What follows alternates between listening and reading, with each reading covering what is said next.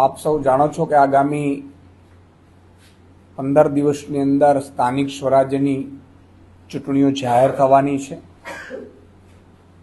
અને અમારી પણ લગભગ સ્ક્રીનિંગ કમિટીની 3 દિવસની મીટિંગ પૂર્ણ થઈ છે, જેમાં અમે કેટલાક નામો છે એ તારવ્યા છે અને એ નામો માનનીય અરવિંદ કેજરીવાલજી ભગવત માનજી પણ 4 દિવસના ગુજરાતના પ્રવાસે પધારી રહ્યા છે. આગામી 24 તારીખે સાંજે રાજકોટ માનનીય અરવિંદ કેજરીવાલજી ભગવત માનજી આવી જવાના છે.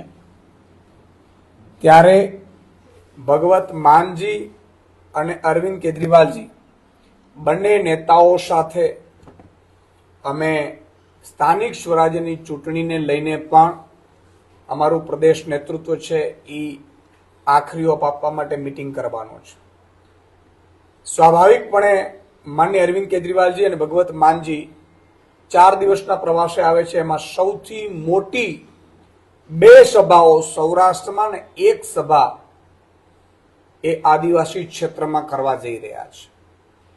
25 તારીખે સાંજે અમરેલીમાં હજારોની સંખ્યામાં ખેડૂતોનું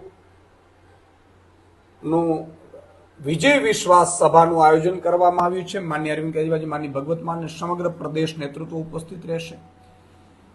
25 તારીખે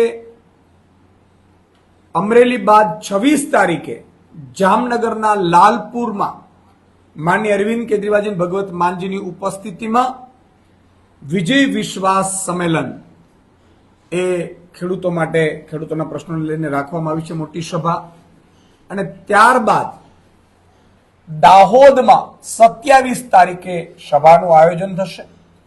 તો એક આ પત્રકાર પરિષદ 2 મુદ્દાઓ પર છે. એક તો માનનીય અરવિંદ કેજરીવાલજી ભગવત માનજી 4 દિવસના પ્રવાસમાં ગુજરાતે આવી રહ્યા છે, જેમાં દાહોદમાં પણ લગભગ 50,000થી વધુની રેલી માનનીય અરવિંદ કેજરીવાલજી ભગવત માનજી અને અમારું પ્રદેશ નેતૃત્વ સંબોધન કરવાનું છે.